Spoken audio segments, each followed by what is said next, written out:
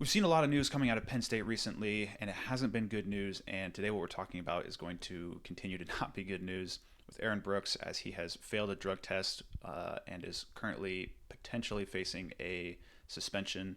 What that suspension looks like and what the drug test looks like, we can get into. So, for those of you that don't know, Aaron Brooks, four-time NCAA champion for Penn State, trains at the Nittany Lion Wrestling Club still, won an Olympic bronze medal last summer.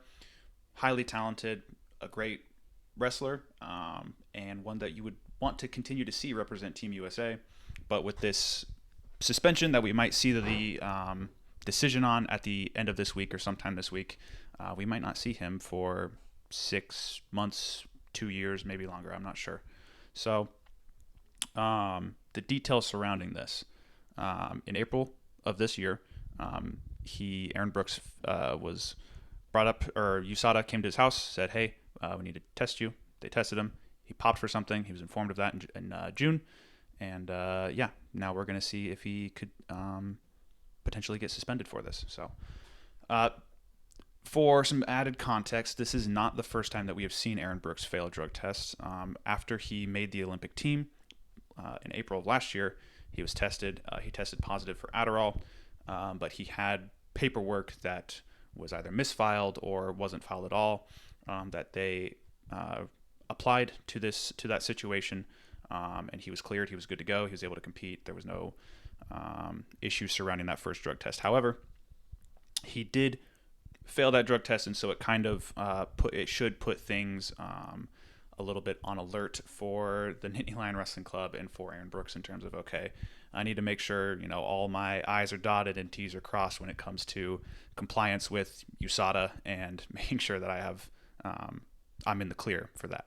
So that happened last year, but really nothing much came from it. No punishment, but it does it puts the guardrails up a little bit for him. So moving from there, we haven't seen Aaron Brooks this last year, and I think a lot of people are kind of a little confused and a little concerned as far as, like, we saw him compete at the Olympics last August. He won a bronze medal. That was great.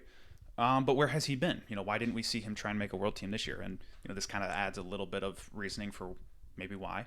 But the decision or the suspension wasn't notified or wasn't brought to him until June. So why didn't we see him at the U.S. Open? What we were informed of, well, two things. He's working his way up from 86 kilograms, where he wrestled at the Olympics, up to the next Olympic weight, which is 97 kilograms. And along that process, he has been working on getting healthy.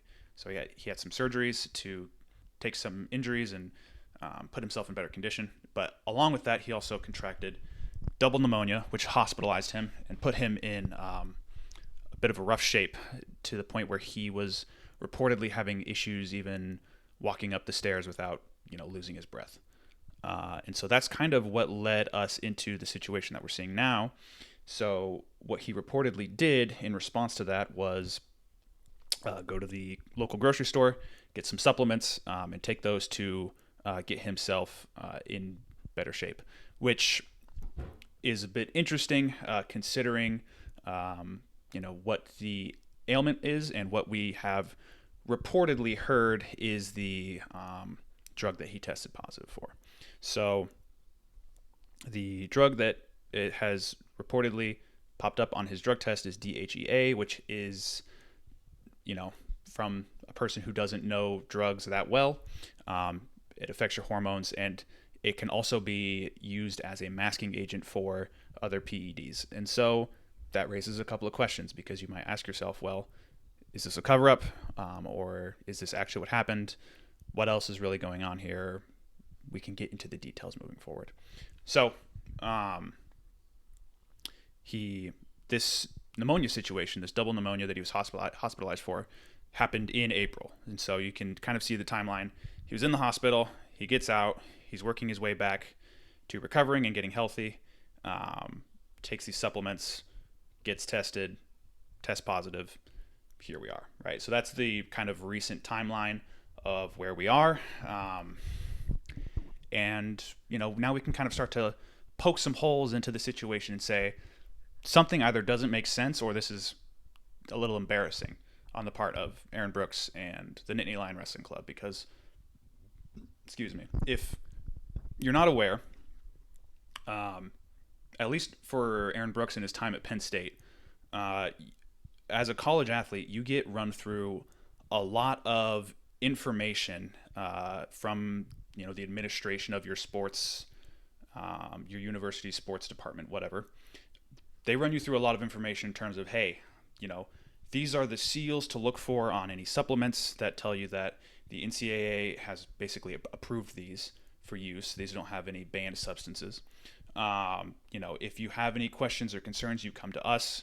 We will clarify things for you, and you get put through it a lot. Aaron Brooks was in college for 5 years, right? And so he, to my knowledge, unless Penn State does things differently from where I went to college, which was Indiana, I'm assuming Penn State, being one of the best universities in terms of wrestling and a really good sports university, they're putting their athletes through all the compliance that they need to have, right? So in terms of being able to go to the store and get the right supplements, the right drugs, and make sure that you're operating within the guidelines, Aaron Brooks is more than well equipped to know what is right and what is wrong.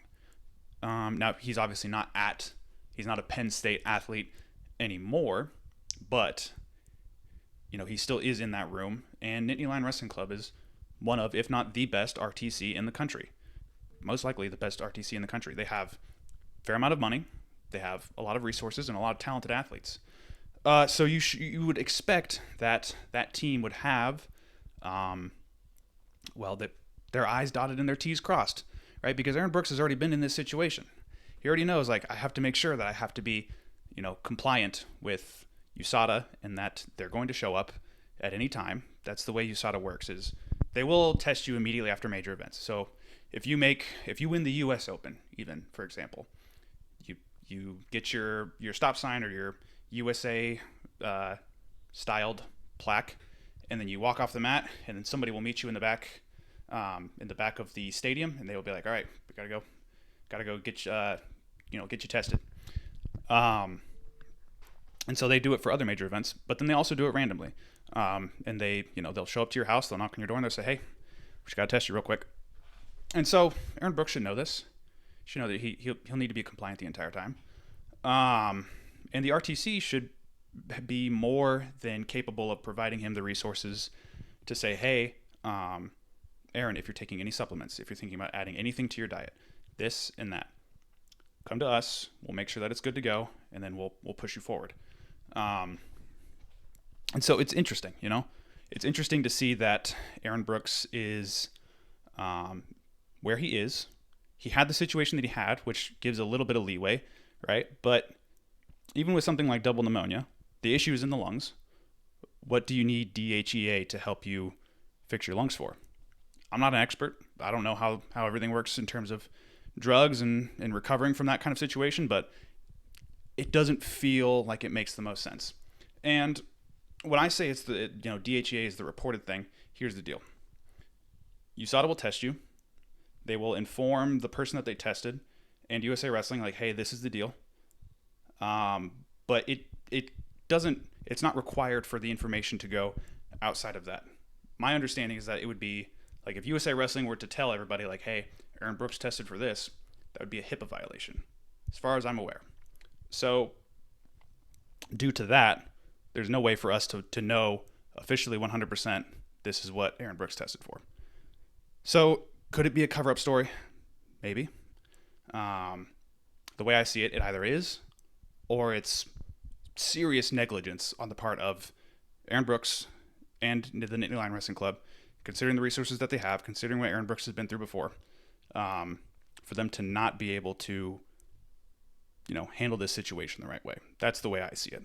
So, we'll see what happens to him moving forward, suspension-wise, but that is the long and short of it. Also, he claims that he doesn't lift weights, and yet he looks like this. I don't know if he's just kind of playing a prank on us or what the deal is.